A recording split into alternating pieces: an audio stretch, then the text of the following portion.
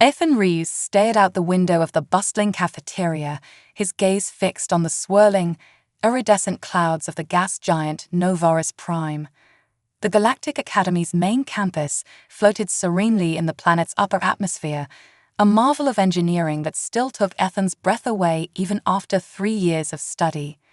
He absently stirred his bowl of nutrient paste, a concoction that was supposed to taste like chicken, but reminded him more of wet cardboard. The excitement of being one of the few humans accepted into the prestigious academy had long since faded, replaced by the grinding pressure of endless exams and the constant feeling of being an outsider among the varied alien species that made up the student body.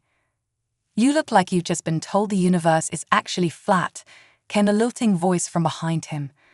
Ethan turned to see his Arcturian friend Zix sliding into the seat across from him. The blue-skinned alien's 4 eyes blinked in rapid succession, a sign of concern in their species. Ethan sighed, pushing away his untouched meal. "Just dreading Professor Nix's final exam. I've heard it's impossible to pass." Zix's antenna twitched, a gesture Ethan had learned was equivalent to a shrug. The Voidborn are known for their unconventional teaching methods. "But you're one of the brightest in our class. If anyone can pass, it's you." Before Ethan could respond, a hush fell over the cafeteria. He turned to see Professor Nix gliding into the room, her form seeming to shift and shimmer like smoke given form. The Voidborn were a mysterious species, rarely seen outside their home dimension, and Professor Nix was the only one of her kind at the academy. To Ethan's surprise, she made her way directly to their table, her featureless face somehow conveying an intense focus. "Mr. Reeves," she said, her voice echoing as if coming from far away. "A word, if you please." Ethan exchanged a bewildered look with Zix before standing and following the professor out of the cafeteria. They walked in silence through the academy's winding corridors, the walls shimmering with holographic displays of distant star systems and complex mathematical formulae. Finally, they arrived at Professor Nix's office, a room that seemed to defy the laws of physics. The interior appeared far larger than should have been possible, with shelves upon shelves of strange artifacts and pulsating orbs of energy floating lazily through the air. "You've shown remarkable aptitude in my class, Mr. Reeves," Professor Nix said, her form coalescing into a more solid shape as she settled behind her desk. "But aptitude alone is not enough to truly understand the complexities of interdimensional physics." Ethan swallowed hard, his mouth suddenly dry. "Thank you, Professor. I've been working hard to keep up with—" Yes, she interrupted, waving a smoky tendril dismissively. "But now it's time for your final exam, and I'm afraid it's not something you can prepare for by simply memorizing equations." She reached into a drawer and pulled out what looked like an ancient stone tablet, covered in swirling, ever-changing symbols. "This is the key of Acrasius. It's said to unlock knowledge of the multiverse that even the Voidborn don't fully comprehend. Your exam, Mr. Reeves, is to help me retrieve it from the vault where it's been hidden for millennia." Ethan blinked, sure he had misheard. "I'm sorry, Professor, but did you say retrieve it? As in, go on some kind of expedition?" Professor Nix's form rippled with what Ethan guessed was amusement. "Precisely. The vault is located on a dead world at the edge of known space. It's filled with traps and trials designed to test not just intelligence, but courage, adaptability, and moral fiber. In short, all the qualities we believe are essential for a true understanding of the universe." Ethan's mind raced. This was far beyond anything he had expected. But why me? Surely there are other students more qualified. Or— "Mr. Reeves," Professor Nix interrupted again, her voice taking on a softer tone. "You humans have a quality that fascinates many of us in the galactic community. You call it thinking outside the box. It's a creativity and adaptability that often surpasses even our most advanced AI. I believe you may see solutions where others, even myself, might not." She leaned forward, her form solidifying further until Ethan could almost make out features on her face. "Of course, this is not without risk. The trials we'll face are real and potentially dangerous. But should you succeed, you'll have earned not just a passing grade, but the respect of the entire academy. So what do you say, Mr. Reeves? Are you ready for a real test of your abilities? Ethan's heart pounded in his chest.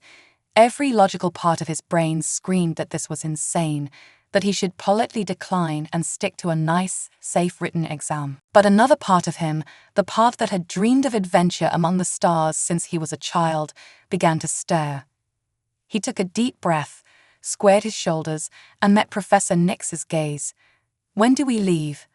The sleek obsidian hull of Professor Nix's personal starship, the Evenstar, glinted in the pale light of Novaris Prime's smallest moon. Ethan stood at the base of the boarding ramp, a single duffel bag slung over his shoulder, his heart racing with a mixture of excitement and trepidation. Second thoughts, Mr. Reeves? Professor Nix's voice drifted from behind him, causing Ethan to jump slightly. He turned to face her, forcing a smile. No, Professor. Just taking it all in. Her form shimmered, condensing into a more humanoid shape. Good. The journey to Galaxies EX will take approximately 3 standard days.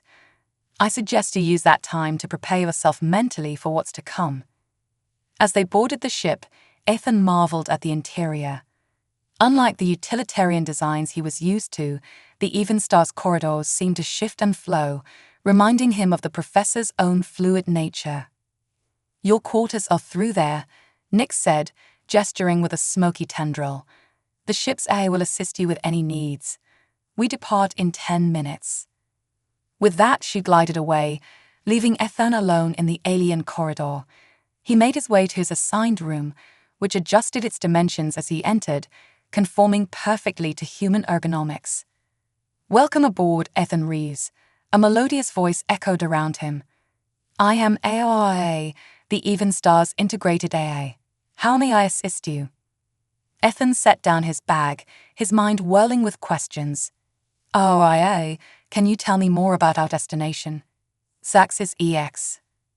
A holographic display materialized in the center of the room, showing a desolate, rust-colored planet. Galaxies EX is a dead world located in the Outer Rim. Once home to an advanced civilization known as the Architects, it has been abandoned for over 50,000 standard years. The planet's surface is now largely desert, with treacherous canyons and the ruins of vast cities. Ethan studied the image, a shiver running down his spine. And the vault we're looking for. What do you know about that? The hologram zoomed in on a particular region of the planet's surface, highlighting a massive, partially buried structure. The Vault of Acrasius is believed to be located here, beneath the ruins of the Architect's capital city. Beyond that, information is limited. The vault's interior has never been successfully mapped or explored. Never? Ethan asked, his voice cracking slightly. Correct, Aorio replied, her tone neutral. Previous expeditions have failed to overcome the vault's defenses. There are no records of anyone successfully retrieving the key of Acrasius. Ethan sank onto the bed, his head spinning. What had he gotten himself into? He was just a student, not some legendary archaeologist or master puzzle solver. How could Professor Nix expect him to succeed where others have failed?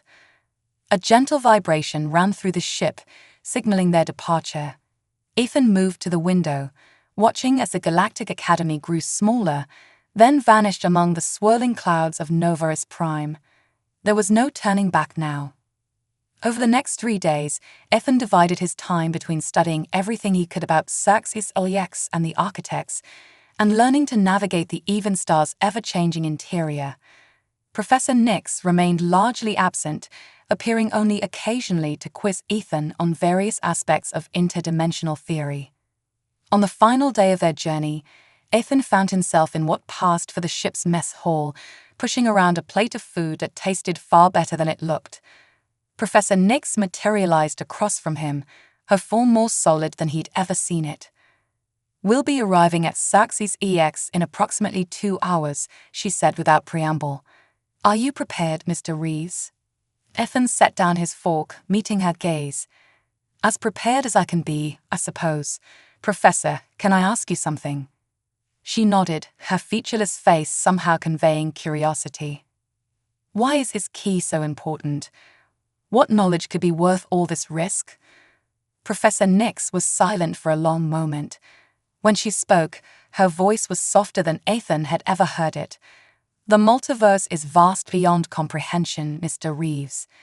We Voidborn can traverse dimensions that would drive other beings mad, yet even we have our limits. The architects, they saw further than any race before or since. The key is said to contain their ultimate discovery, the true nature of reality itself. She leaned forward, her form rippling with intensity. Imagine being able to manipulate the very fabric of existence, to rewrite the laws of physics on a whim. That's the power the key might unlock.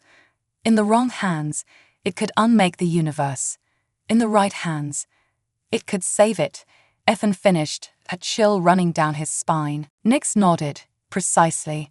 That's why the test is so crucial. The key cannot be claimed by force or cunning alone.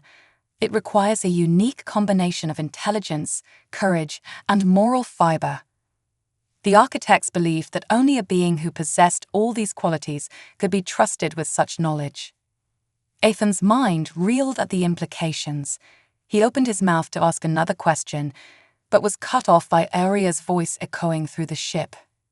Attention, we are approaching Galaxies IX. Prepare for atmospheric entry. Professor Nix stood, her form already beginning to disperse. It's time, Mr. Reeves. Are you ready to make history? As the Evenstar began its descent towards the rust-colored planet below, Ethan took a deep breath, steeling himself for whatever lay ahead. Ready as I'll ever be, Professor. Let's go find that key. The Evenstar touched down on the surface of Galaxies IX with barely a whisper, kicking up a cloud of rust-colored dust. As the ship's ramp lowered, Ethan got his first real look at the alien world. The landscape was a sea of red sand, broken only by the jagged ruins of what must have once been towering structures.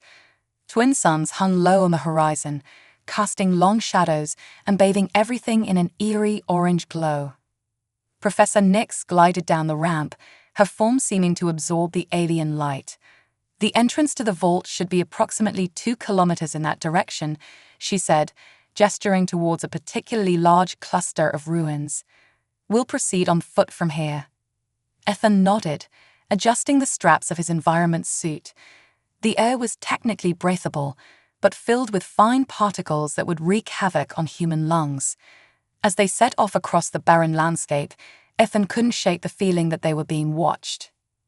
Professor, he said, his voice sounding tinny through the suit's communicator, what exactly should we expect when we reach the vault? Nix's form rippled, a gesture Ethan had come to recognize as her equivalent of a shrug. The architects were known for their love of puzzles and trials. Each challenge will likely test a different aspect of our abilities. Intelligence, physical prowess, moral judgment, all may come into play. As they approached the ruins, Ethan began to make out more details. What he had initially taken for simple stone structures were actually made of some kind of crystalline material, refracting the sunlight in mesmerizing patterns. At the center of the ruins stood a massive doorway, easily 20 meters high, covered in swirling, iridescent symbols.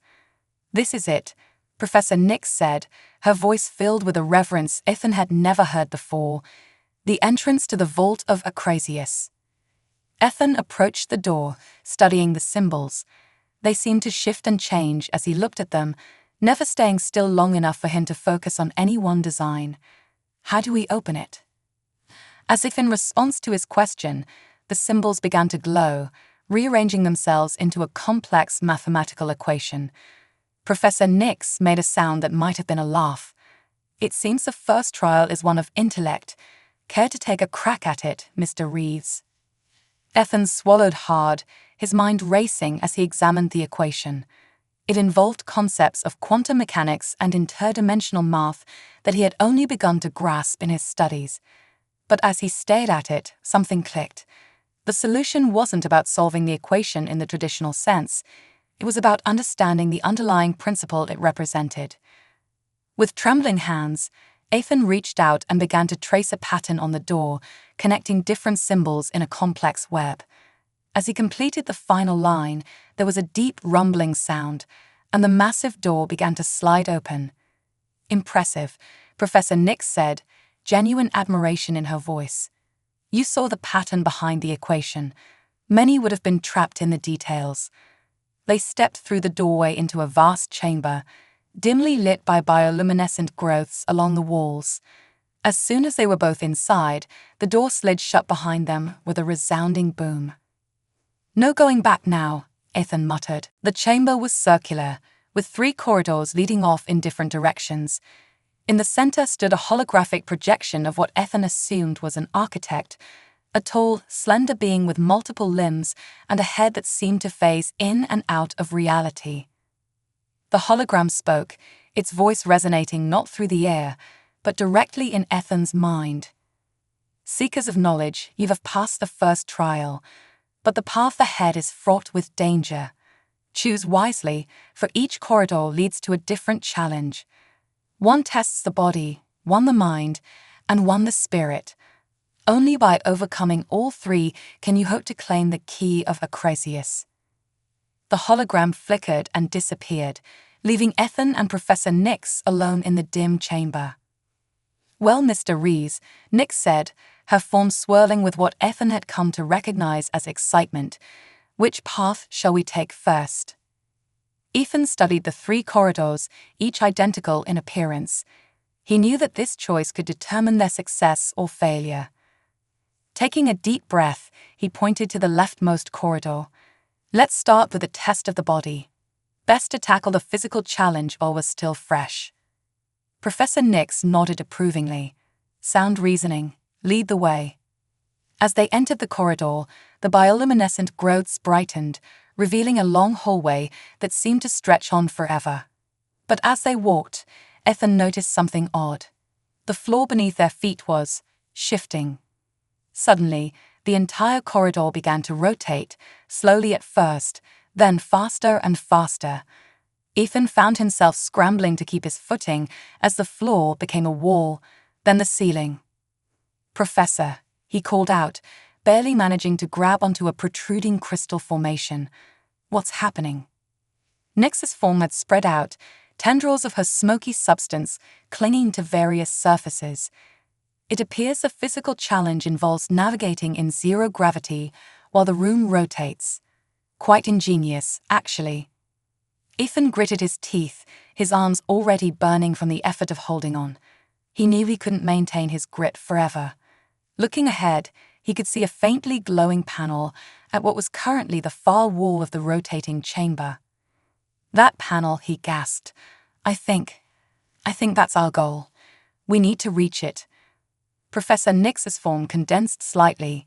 Indeed, but how to get there without being flung against the walls? Ethan's mind raced, remembering his zero-key training simulations back at the academy. Then an idea struck him. "Professor, can you extend your form to create a kind of bridge or web across the chamber?" Nix's featureless face somehow managed to convey surprise. "An interesting proposal, Mr. Reeves. I believe I can, but it will require precise timing and coordination on your part." Nodding, Ethan began to time the rotations of the chamber. "On my mark, create the web. I'll use it to propel myself towards the panel." As the rotation brought the panel into the optimal position, Ethan shouted, "Now." Professor Nix's form exploded outward, creating a complex network of smoky tendrils across the chamber. Ethan let go of his handhold, pushing off with all his strength. He bounced from tendril to tendril, using each as a springboard to adjust his trajectory. With a final, desperate lunge, Ethan's hands slapped against the glowing panel. Immediately, the rotation began to slow, and gravity gradually returned to normal. As Ethan's feet touched the now stable floor, he let out a shaky laugh. 1 down, 2 to go. Professor Nix reformed beside him, her voice tinged with what sounded almost like pride. "Well done, Mr. Reeves. It seems your human adaptability is proving quite useful indeed. As a new doorway opened before them, leading deeper into the vault, Ethan squared his shoulders. They had passed the first real test, but he knew the challenges ahead would only get more difficult. Whatever lay in store, he was determined to see this through to the end. As Ethan and Professor Nix stepped through the newly opened doorway, the environment shifted dramatically. Gone were the crystalline structures and alien architecture. Instead, they found themselves in what appeared to be a perfect replica of the Galactic Academy's main lecture hall. "This is unexpected," Ethan said, his voice echoing in the familiar space. Professor Nix's form swirled thoughtfully. "Remember, Mr. Reeves, appearances can be deceiving. This is likely the trial of the mind. Stay alert." As if on cue, the lecture hall began to fill with students, or rather, what looked like students. Ethan recognized faces from his classes, but something was off. Their movements were too fluid, their expressions too perfect. A figure materialized at the podium, an exact copy of Professor Nix. The doppelganger spoke, its voice a perfect mimicry of the real Nix. "Welcome, class. Today's lesson is on the nature of reality itself. Mr. Reeves, perhaps you'd like to start us off." Ethan felt a chill run down his spine as every eye in the room turned to him. He opened his mouth to speak, but no words came out. The fake Nix's voice turned cold. "No answer, Mr. Reeves? Perhaps you're not as prepared as he thought. Maybe you don't belong here after all." Suddenly, the other students began to whisper, their voices growing louder and more accusatory. "He's not good enough. How did he even get accepted here? Just a primitive human. He'll never understand." Ethan's heart raced, his palms sweating inside his environment suit. He recognized this feeling. It was the same doubt and insecurity that had plagued him since he first arrived at the academy. "Mr. Reeves," the real Professor Nix's voice cut through the cacophony. "Remember why we're here. This isn't real." Ethan nodded, taking a deep breath. "It's not real," he repeated to himself. "This is the trial. It's trying to get inside my head." As soon as he acknowledged this, the scene began to shift. The lecture hall melted away, replaced by a swirling vortex of colors and shapes. Abstract concepts and complex equations floated by, just out of reach of comprehension. "Fascinating," Professor Nix murmured. "It appears to be a representation of higher dimensional thought.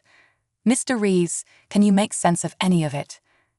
Ethan squinted, trying to focus on the swirling patterns. At first, it all seemed like incomprehensible chaos. But then, slowly, he began to see connections. Patterns emerged from the randomness, concepts linked in ways he'd never considered before. I think I understand," he said, his voice filled with awe. "It's not about knowing everything. It's about being able to see the connections, to think in new ways." As he spoke, the vortex began to coalesce, forming into a complex, multi-dimensional puzzle. Ethan reached out, his hands moving almost of their own accord, manipulating the ethereal structure. "Yes," Professor Nix encouraged. "Trust your instincts, Mr. Reeves. Your human perspective is your strength here." Ethan's fingers danced through the air, rearranging concepts and linking ideas in ways that defied traditional logic. As he worked, he felt his mind expanding, grasping concepts that had always been just beyond his reach. With a final twist, the puzzle clicked into place. The swirling vortex collapsed in on itself, leaving behind a small, glowing orb floating in mid-air. "You've done it," Professor Nix said, her voice filled with genuine admiration. "You've passed the trial of the mind." Ethan reached out and grasped the orb. As soon as he touched it, knowledge flooded into his mind, not specific facts or figures, but a deeper understanding of the universe itself. I can see it now," he gasped. "The connections between dimensions, the underlying structure of reality. It's beautiful." Professor Nix placed a tendril on his shoulder. "This is why I chose you, Mr. Reeves. Your human mind, unburdened by the preconceptions of older races, can see patterns we might miss. You've proven yourself worthy of this knowledge. As the room faded back to the crystalline corridors of the vault, Ethan felt a newfound confidence. He had faced his inner demons, his deepest insecurities, and emerged stronger for it. 2 trials down, he said, his voice steady. 1 to go. Professor Nix nodded, her form rippling with anticipation. Indeed, and if the pattern holds, the final trial, the test of spirit, will be the most challenging yet. As they moved towards the final corridor, Ethan couldn't shake the feeling that whatever lay ahead would test him in ways he couldn't even imagine. But for the first time since this journey began, he felt truly ready to face it. The fate of the universe might hang in the balance, but Ethan Reeves, a human student from Earth, was prepared to meet the challenge head-on. Whatever the architects had in store for the final trial, he would face it with courage, intelligence, and the unique perspective that had brought him this far. As they stepped into the darkness of the final corridor, Ethan squared his shoulders, ready to prove once and for all that humanity deserved its place among the stars.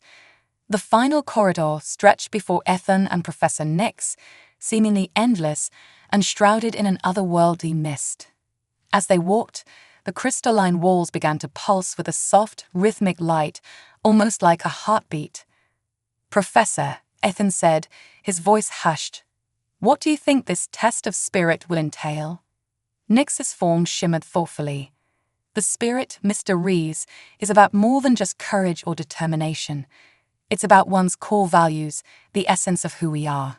I suspect this trial will force us to confront our deepest beliefs and morals." As if in response to her words, the mist before them began to coalesce, forming into a massive, shimmering doorway. Etched into its surface were words, in a language Ethan had never seen before, yet somehow understood. To claim the key, a price must be paid. Choose wisely, for the fate of all hangs in the balance. Ethan swallowed hard, his heart pounding. "I have a bad feeling about this, Professor." As they stepped through the doorway, the world around them dissolved into a void of swirling colors and abstract shapes. Suddenly, 3 distinct scenes materialized before them, each contained within its own bubble of reality. In the first, Ethan saw Earth, his home planet, racked by natural disasters and on the brink of ecological collapse. In the second, he saw the Galactic Academy, under attack by an unknown force, its students and faculty in mortal danger. In the third, he saw a representation of the multiverse itself, with entire realities blinking out of existence one by one. A disembodied voice, ancient and powerful, echoed through the void. "Seeker of the key, you stand at a crossroads. The power to save one of these realities lies within your grasp, but only one. Choose which you will save, and the others shall fall. This is the price of the knowledge you seek." Ethan felt his blood run cold. How could he possibly make such a choice? Save his homeworld at the cost of his friends and mentors at the Academy? Save the Academy but doom Earth and countless other realities? Or save the multiverse at the cost of everything and everyone he knew and loved? He turned to Professor Nix, hoping for guidance, but her form had become translucent, barely visible in the swirling void. This choice, he realized, was his alone to make. Ethan's mind raced, considering every angle. The logical part of him argued that saving the multiverse was the only ethical choice, the needs of the many outweighing the needs of the few. But could he really condemn Earth, his home, and all the people he cared about to destruction? As he agonized over the decision, something began to nag at the back of his mind. There was something not quite right about this scenario, something that didn't add up. Then, like a bolt of lightning, it hit him. This was a test of spirit, yes, but it was also a test of everything he had learned on this journey. The architects, with their vast knowledge and power, would never create a test with no correct answer. There had to be another way. Taking a deep breath, Ethan spoke to the void. "I reject this choice," he said, his voice growing stronger with each word. The architects sought someone worthy of ultimate knowledge, someone who could see beyond false dichotomies and find a better way.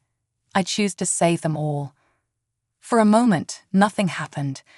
Then, the swirling void erupted in a cacophony of light and sound. The three bubbles of reality merged, becoming one, and Ethan found himself standing before a being of pure energy, an architect in its true form. "Well done, young human," the being said, its voice resonating directly in Ethan's mind. "You have seen through the illusion to the truth beyond. The universe is not a zero-sum game, and true wisdom lies in finding the path that benefits all." The architect's form shifted, condensing into a small glowing crystal, the key of Acrasius. "You have proven yourself worthy of this knowledge. Use it wisely, for with great power comes great responsibility." As Ethan reached out to take the key, he felt a sudden surge of understanding. The knowledge contained within was vast, almost overwhelming, but he could feel his mind expanding to accommodate it. Professor Nix materialized beside him, a form solid once more. "Extraordinary, Mr. Reeves," she said, her voice filled with a mixture of pride and awe. "You've done what no one else has managed in millennia. You've claimed the key." Ethan nodded, still processing the enormity of what had just happened. "But this is just the beginning, isn't it?" he asked. "With this knowledge comes the responsibility to use it correctly." "Indeed," Nix agreed. "The real test begins now. How will you use this power to benefit not just humanity, not just the Academy, but all sentient life in the multiverse?" As they turned to leave the vault, key in hand, Ethan felt a mix of excitement and trepidation. He had passed the architect's trials, but the greatest challenges still lay ahead. With the power to reshape reality itself at his fingertips, he would need to remain true to the spirit that had brought him this far.